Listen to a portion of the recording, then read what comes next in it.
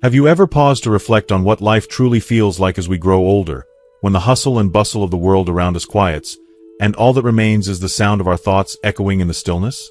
What happens when the children you once cradled in your arms are busy building families of their own, when the partner who stood by your side is no longer there, and when the sense of belonging that once grounded you is replaced by the ache of solitude? For many, this is the reality of aging, a poignant chapter in life that blends moments of quiet reflection with the bittersweet challenge of adapting to change. This is the story of Robert Thompson, a 62-year-old man navigating the uncertain waters of life after retirement. Like countless others, Robert finds himself standing at a crossroads, where the comfort of routine has given way to the vast unknown. Having lost his beloved wife, and with his children now absorbed in their own lives, Robert faces an empty home and an even emptier heart. Yet, in this space of loneliness and longing, his journey reveals profound lessons about resilience, the search for purpose, and the enduring power of human connection. Throughout this heartfelt tale, you'll witness Robert's struggles as he confronts the weight of isolation, grapples with the memories of a life once full, and takes a brave step towards seeking companionship after the loss of his wife. In the process, he forms a deep and meaningful bond with a woman named Margaret. Their story is one of quiet transformation, where hope, love, and understanding emerge from the shadows of loneliness. But it's not without its challenges. Their journey reflects the complexities of relationships in later life and the vulnerability that comes with opening your heart again. Yet, this story is more than just one man's experience. Through Robert's life, you'll uncover universal truths about embracing solitude, the significance of maintaining independence, and the necessity of planning for a future that feels uncertain. By the end of this narrative, you won't just be inspired by Robert's resilience. You'll gain valuable insights into how to navigate your journey through aging, with grace, dignity, and a heart open to both love and loss. So, join us as we delve into this moving story that celebrates the beauty and challenges of growing older. Whether you're at a similar stage in life or simply curious about what lies ahead, this journey is sure to resonate deeply. Together, we'll explore how to find meaning, connection, and joy in every chapter of life. Stay with us until the end. You won't want to miss these transformative lessons that could change how you view your own life. Before we dive in, if you haven't already, consider subscribing to this channel and turning on the notification bell so you don't miss any future videos. Your support means the world to us, and if you find value in this story, please like and share it. It's a small action that helps us continue to share these powerful life lessons. My name is Robert Thompson. I turned 62 this year. For more than 3 decades, I worked as a civil servant, dedicating most of my life to the demands of a career that often felt more like a calling than a job. But like many in my generation, I didn't leave work on my terms. Changes in workplace policies forced me into an early retirement, something I hadn't fully prepared for emotionally. Thankfully, years of frugal living and careful planning meant I didn't have to worry too much about finances. Yet, as I quickly learned, financial security doesn't shield you from the quiet that follows when life suddenly shifts. There was a time when this house was brimming with life. My wife, Karen, had a way of filling every corner with warmth, laughter, and love. My 2 children, Michael and Emily, kept things lively, running up and down the stairs, and filling the air with chatter and excitement. But as the years passed, things changed. Michael and Emily grew up, got married, and started families of their own. They each live stable, happy lives now, a comfort to me, but one that comes at the cost of their visits becoming less and less frequent. A few years ago, my wife passed away after a long battle with illness. Losing Karen was like losing a part of myself. Her absence left an unfillable void in this house, one that the quiet only magnifies. As much as I try to accept this new chapter of life, the solitude grows heavier with each passing day. One evening, as I sat on the sofa with the television on low, I scanned the room. The walls seemed to echo the silence, and a pang of loneliness hit me so sharply that I had to catch my breath.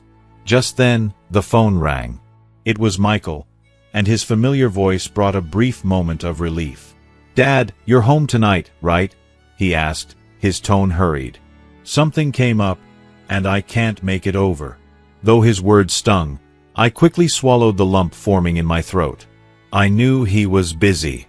He had his own family to think about now, and life never stops throwing its challenges.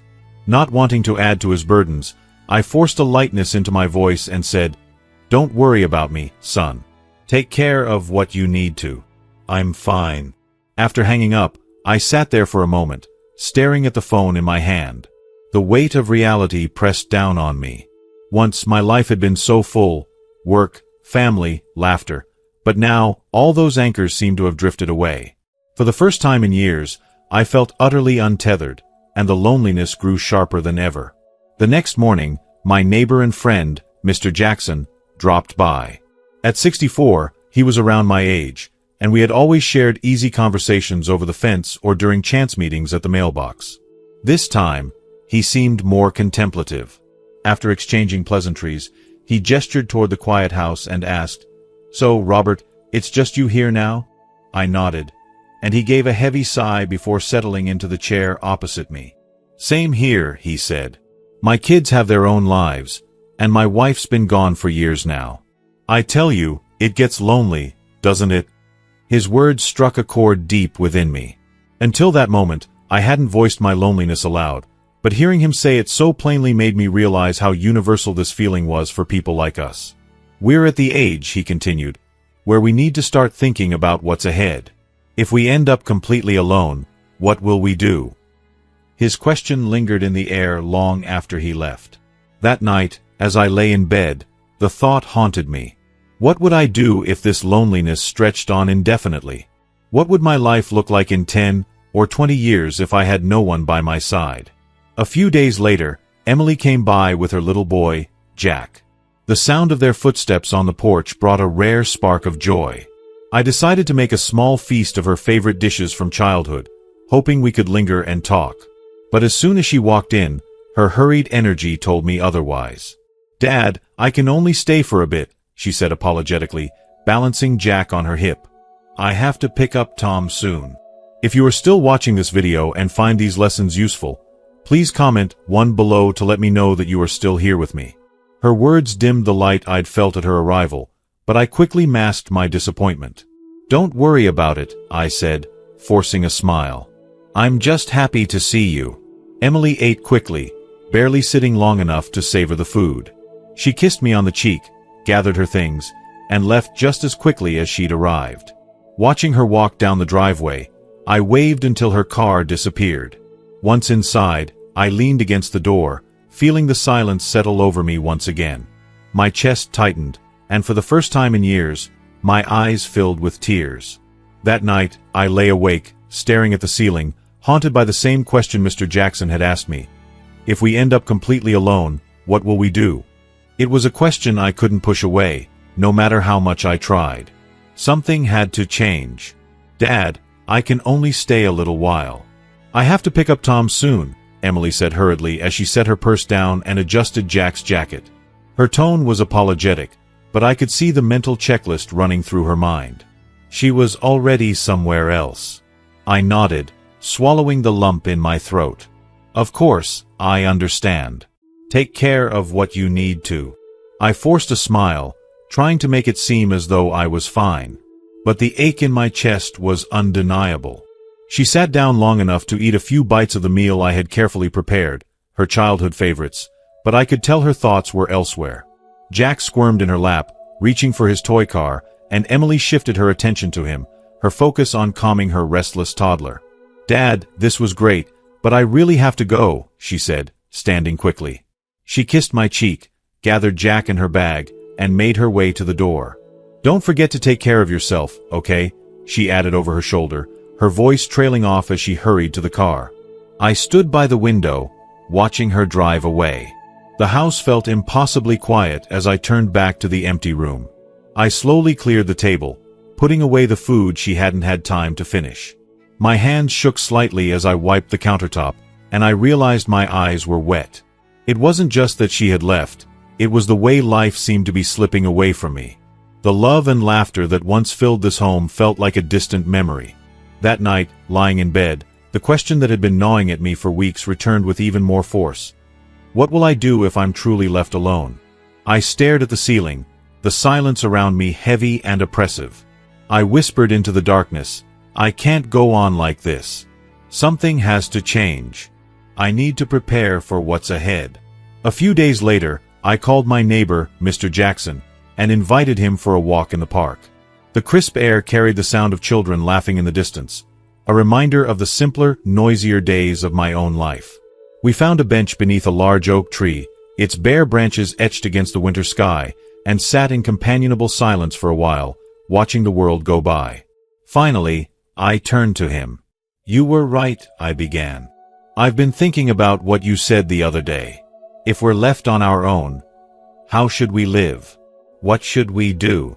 Mr. Jackson nodded thoughtfully, his eyes fixed on the path ahead. "I've been thinking about that too. The way I see it, we have to plan.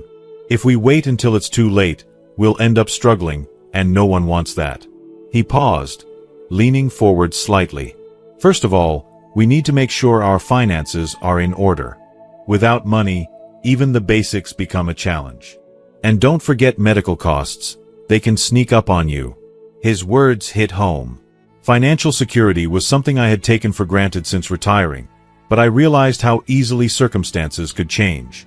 That evening, I went over my savings and budget, double-checking everything.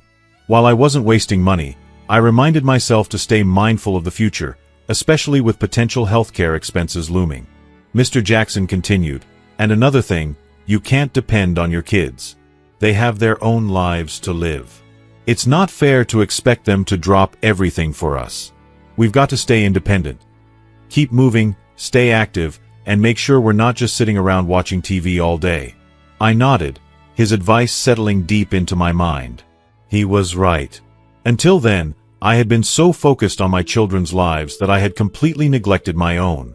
Most days, I spent hours in front of the television, the silence broken only by the artificial noise of game shows and news anchors. It wasn't living, it was merely existing. That night, I resolved to change. The next morning, I pulled on my walking shoes and headed to the park.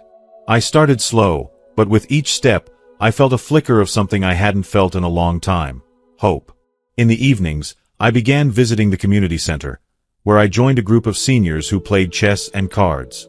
It wasn't long before I began to look forward to those evenings, the sound of laughter and conversation a welcome contrast to the silence at home. Gradually, my world began to brighten. I made new friends, learned their stories, and shared my own. The days didn't feel quite as empty anymore. The loneliness hadn't disappeared completely, but for the first time in years, my life felt just a little more colorful, a little more alive. Still, the loneliness didn't vanish completely. Every night, as I lay in bed staring at the ceiling, questions about my future swirled through my mind. What happens if I get sick? Who will be there to help me? What will I do if I'm completely alone? The uncertainty was suffocating, keeping me awake for hours. No matter how much I tried to push the thoughts away, one idea kept surfacing. Maybe I needed to find a companion. At first, I recoiled at the thought. Karen had only passed away a little over a year ago, and the idea of seeking someone else felt like a betrayal. Guilt weighed heavily on my heart. But as the days turned into weeks and the loneliness wrapped itself around me tighter, I realized I couldn't keep living like this. The ache of isolation had become too much to bear. Slowly, the idea of companionship began to feel less like a betrayal and more like a lifeline. One afternoon, while walking in the park, I confided in Mr. Jackson about what had been on my mind. "I've been thinking," I began hesitantly, "maybe I should try to find someone, a companion. But it feels so strange, so wrong, after losing Karen."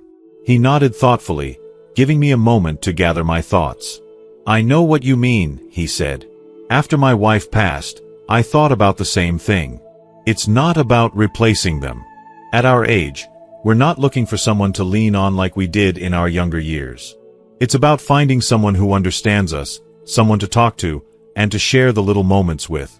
His words eased the knot of guilt in my chest. I realized that seeking companionship wasn't about forgetting Karen. It was about finding a way to keep living, to fill the empty spaces in my life with warmth and connection. The more I thought about it, the more the idea began to feel right.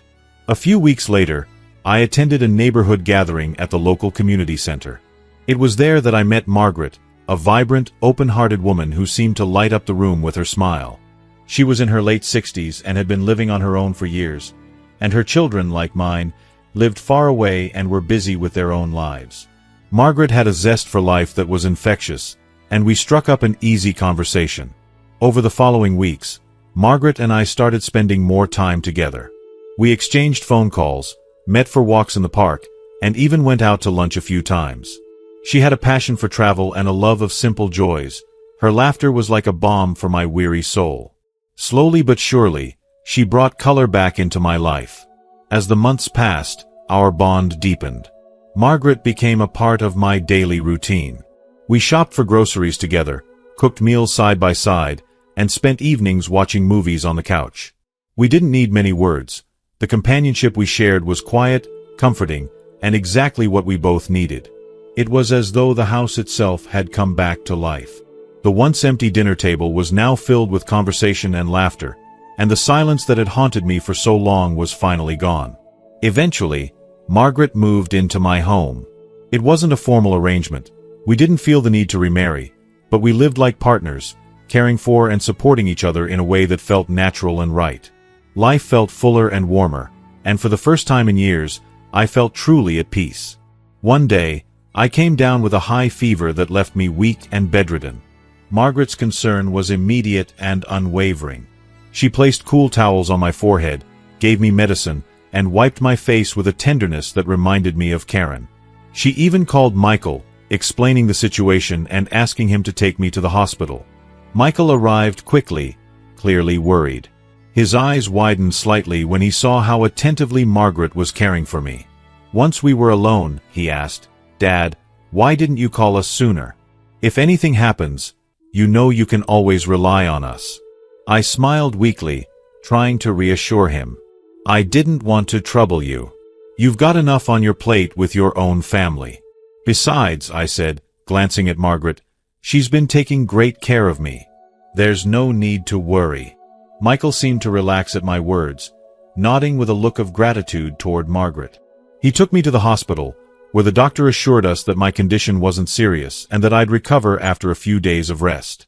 On the drive home, Michael offered to bring me back to his house so he and his wife could look after me. "I appreciate it, son, but I'm most comfortable in my own home," I told him. "Besides, Margaret's here, and I know she'll make sure I'm taken care of. You don't need to worry." He hesitated, then nodded, seeming to accept my decision. Back at the house, Margaret helped me settle into bed, her movements gentle and steady. Watching her bustling around, bringing me tea, and fluffing my pillows, I felt a deep sense of gratitude. I realized then how much she had come to mean to me. Margaret wasn't just a companion. She was my partner in this new chapter of life, and I couldn't imagine facing it without her. Resigned, Michael turned to Margaret and asked, "Please keep an eye on him, and call me if anything changes." He gave her a grateful smile, patted my shoulder, and headed home to his family. As I lay in bed that evening, I watched Margaret move about the room with quiet efficiency, straightening the blankets, setting a glass of water on the nightstand, and checking on me with gentle concern. The warmth of her presence filled the space, and for the first time in years, I felt profoundly cared for. Having someone by my side in these later years of life was more than I could have hoped for. The bond between Margaret and me grew stronger in the days that followed. It wasn't the passionate whirlwind love of youth, but something steadier, a calm, unshakable closeness that brought peace to my restless heart. We spent our days in quiet companionship, watching over each other's health and savoring the small joys of life. Sharing meals, laughing at old movies, or simply sitting together in comfortable silence. Yet, life has a way of presenting new challenges just when you think you've found your footing. One afternoon, as we sat on the porch enjoying the golden glow of the sunset, Margaret received a phone call. Her expression shifted as she listened, and when she hung up, she turned to me with a mixture of excitement and uncertainty in her eyes. "That was my son," she said softly. "He's getting married soon, and he's asked me to come live with him and his new family."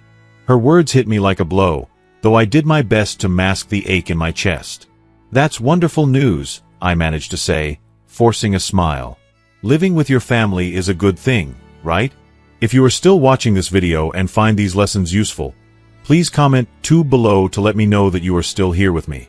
Margaret hesitated, her hands fidgeting in her lap.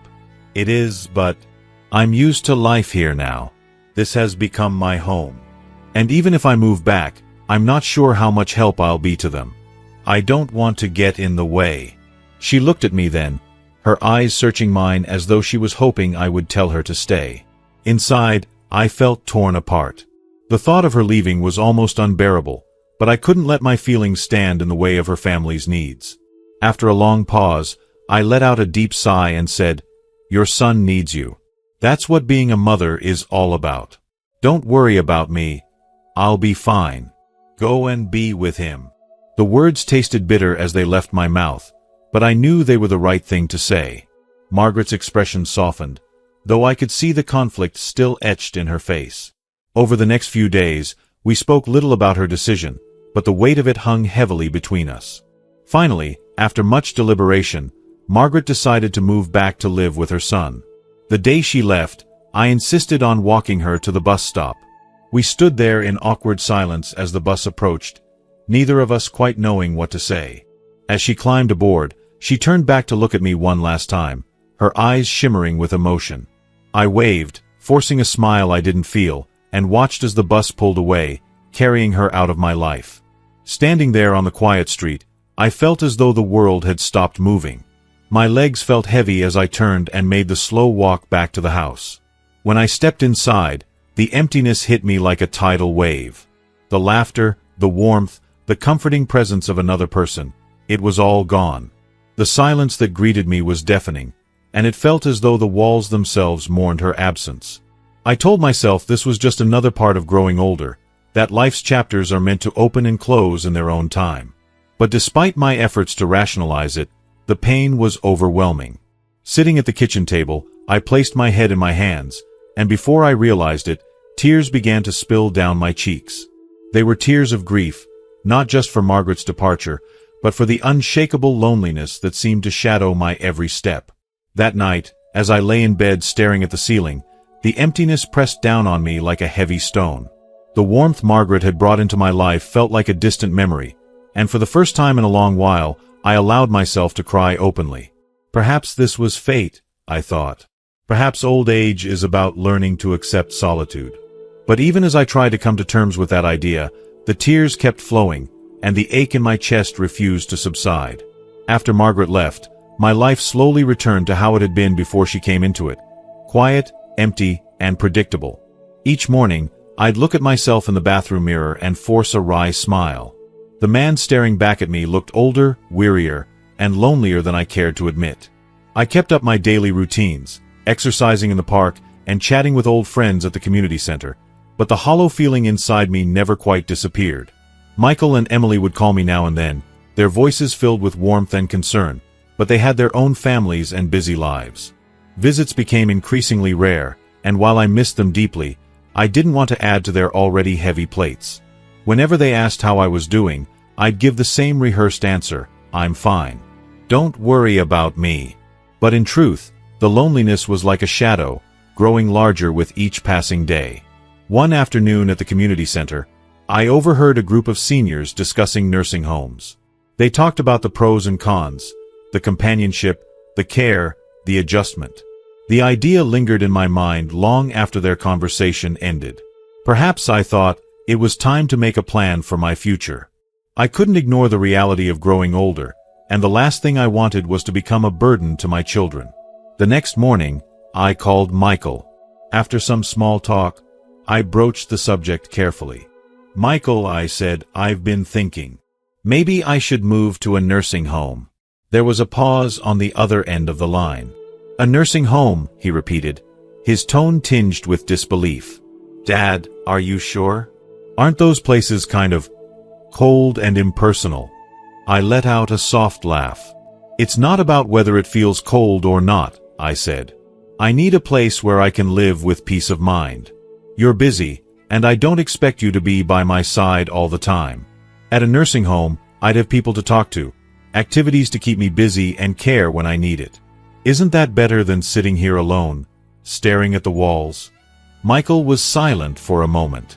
"Let me talk to Emily about it," he finally said. A few days later, Michael and Emily came over.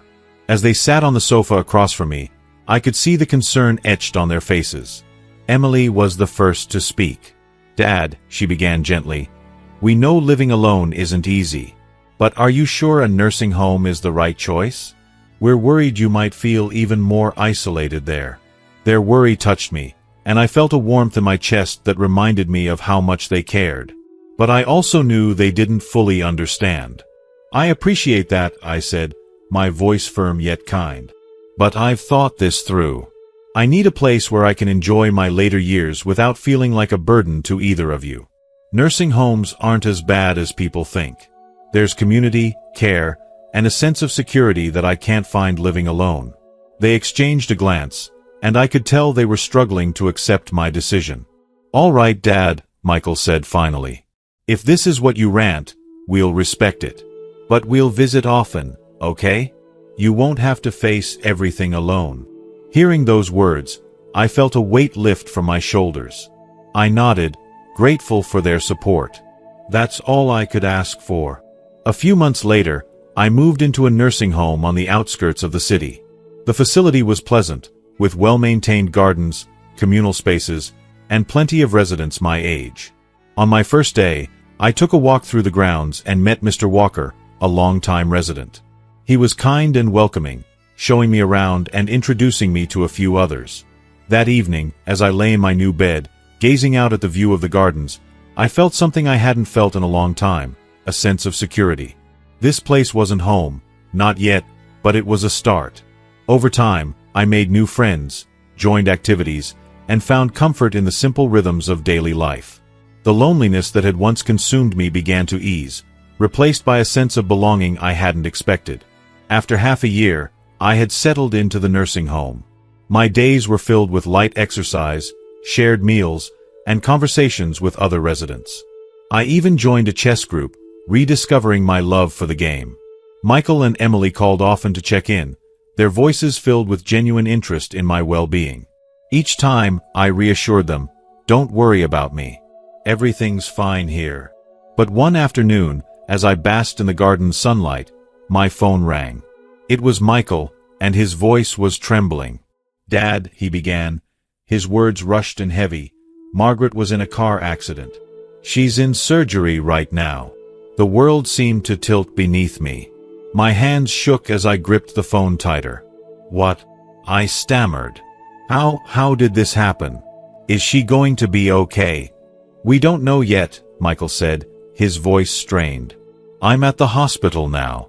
Can you come?" A wave of numbness washed over me. Margaret's face flashed in my mind, her laughter, her kindness, her gentle touch. I couldn't believe what I was hearing. After getting permission from the nursing home staff, I hurried to the hospital. On the way, memories of Margaret flooded my thoughts, our walks in the park, her voice filling the house, the day she left. I had told her to take care of herself, never imagining something like this could happen. As I stepped through the hospital doors, a heavy sense of dread settled over me. I could only hope and pray that it wasn't too late. When I arrived at the hospital, Michael and Emily were outside the operating room, their faces drawn with worry. Michael quickly helped me to a chair and placed a steadying hand on my shoulder. "Dad," he said softly, "the doctors are doing everything they can, but it's not looking good." I fixed my gaze on the red light above the operating room door, unable to do anything but pray. Margaret had always been such a strong woman, a force of resilience and kindness. But now, dread consumed me, spreading through my body like ice. Time seemed to slow, each minute dragging on like an eternity. My heart raced, my breath shallow, as I clung to the desperate hope that she would pull through. Finally, the door to the operating room opened, and a doctor stepped out, his face etched with exhaustion. I hurried over to him, my voice trembling. "Doctor, how is she?" He sighed deeply, his eyes heavy with sorrow. "Her injuries are very severe," he said. "And given her age, I'm afraid there's not much more we can do. You should prepare yourselves." The words hit me like a physical blow. My legs wobbled, and Michael had to steady me as the weight of the doctor's statement sank in. A moment later, nurses wheeled Margaret out of the operating room. She looked so frail, her face pale, her breathing shallow. Seeing her like that, a vibrant woman reduced to such fragility, broke something inside me. I rushed to her side and clasped her hand, which trembled weakly in mine. "Margaret," I whispered, tears streaming down my face, "you have to hang on, We promised to spend the rest of our days together. Please don't leave me. Don't leave me all alone." Her eyelids fluttered slightly, and her lips moved as if trying to form words, but no sound came out. A single tear slid down her cheek, and the sight of it shattered me. I knelt by her bedside, gripping her hand as tightly as I dared, and wept openly. "Please don't go," I pleaded. "I can't do this without you." Emily stood beside me, silent tears streaming down her face, her hand resting lightly on my shoulder. None of us spoke. There were no words that could ease the anguish of that moment. That night, Margaret's condition worsened rapidly. The doctor came to us again, his tone grave. "She's critical," he said. "I'm afraid it's only a matter of time." I refused to leave her side, terrified that if I looked away, even for a moment, she might slip away. As the hours passed, I held her hand, whispering to her, begging her to stay. At one point, she opened her eyes just enough to see me. Her trembling fingers tightened around mine as she whispered, "Robert, be happy." Then, her hand went limp, and her eyes closed for the final time. I froze, unable to comprehend what had just happened. Her words echoed in my mind as my vision blurred with tears. "Don't go," I whispered, my voice breaking. "Please don't leave me behind." But there was no response. The woman who had brought light and warmth into my life was gone. At that moment, it felt as though my world had collapsed. Margaret was the last person who truly cared for me, and with her passing, my heart plunged into darkness. In the days that followed, I wandered through life in a daze. Returning to the nursing home felt hollow, as if the very air had been drained from the space. The routines that once brought me small comfort now felt empty. My friends noticed my withdrawal, but they didn't know how to comfort me. They simply sat with me in silence, offering their quiet presence, which, at times, was enough. Michael and Emily began visiting more often, sometimes bringing the grandchildren in an effort to cheer me up. Their laughter and energy brought fleeting moments of relief, but the emptiness inside me remained. I forced myself to smile, to show them I appreciated their efforts, but my heart was heavy with an loneliness only I could truly feel. One afternoon, Michael sat next to me, his face serious yet kind. "Dad," he said gently, "please don't be sad anymore. Margaret wouldn't have wanted this for you." I sighed deeply, shaking my head. "Michael, losing someone so important this late in life, it's like losing half of the sky above you. The emptiness is overwhelming. Maybe you're too young to understand." He fell silent, then reached over and took my hand. "We're here for you, Dad," he said. "The grandkids and I, we're always by your side."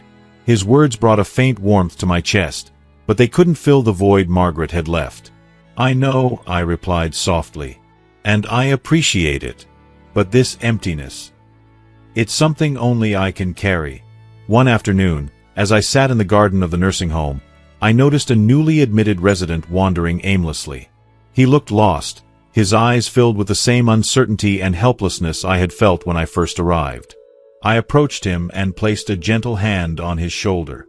"You're new here, aren't you?" I asked. "Would you like to walk with me?" He looked at me for a moment, then nodded silently. Together, we walked the garden path, exchanging no words but sharing a quiet understanding. Loneliness, I realized, was something many of us carried. But at least here, we could support each other as we faced this final chapter of life. That evening, as I lay in bed, memories of Margaret flooded my mind.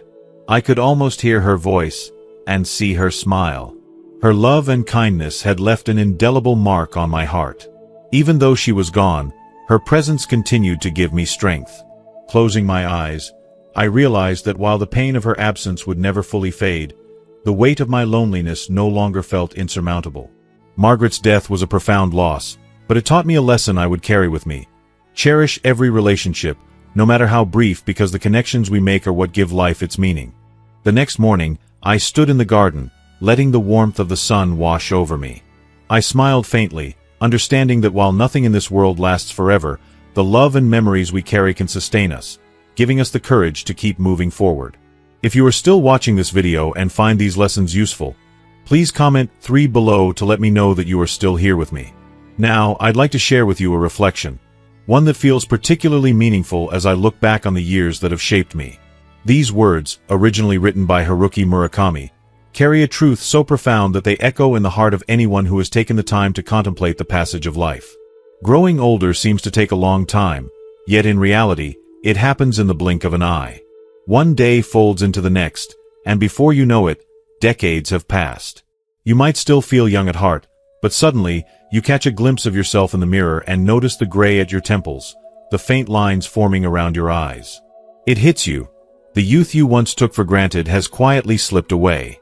Time flows steadily, a quiet river that never pauses. It carries us forward, sometimes so gently we hardly notice, until a milestone forces us to reckon with how far we've come.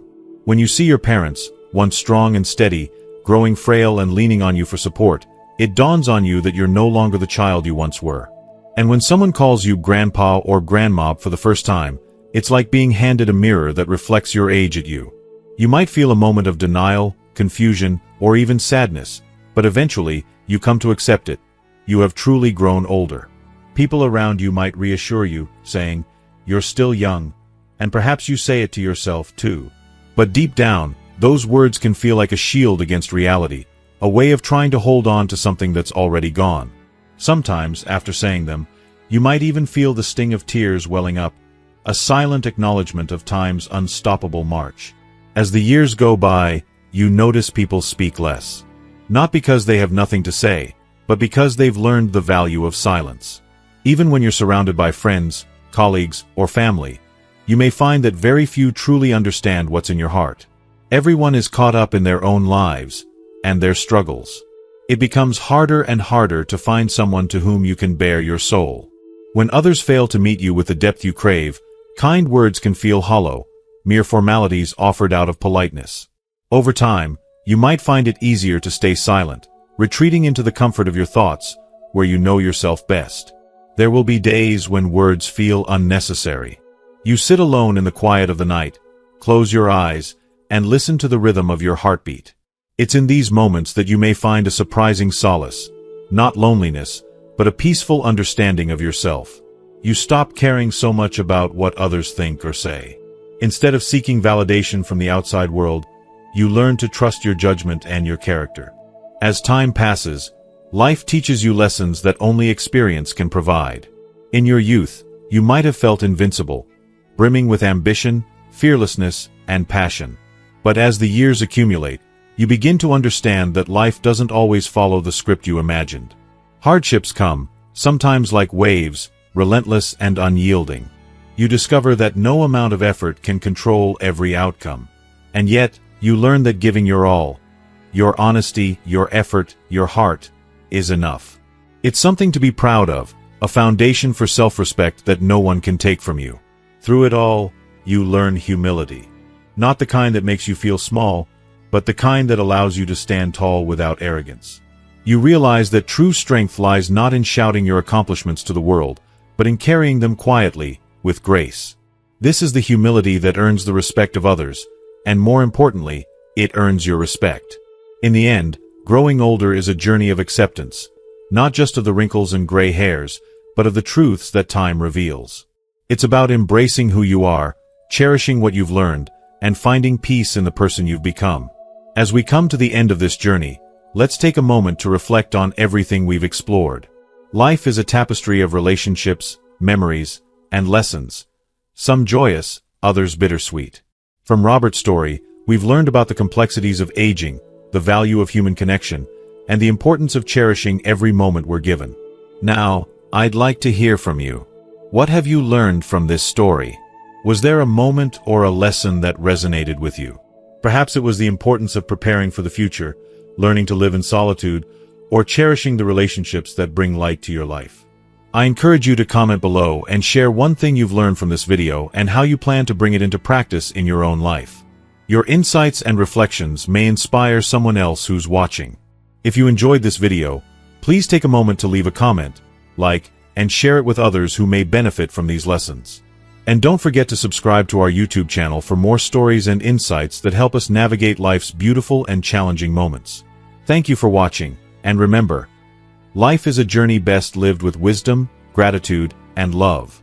We'll see you in the next video.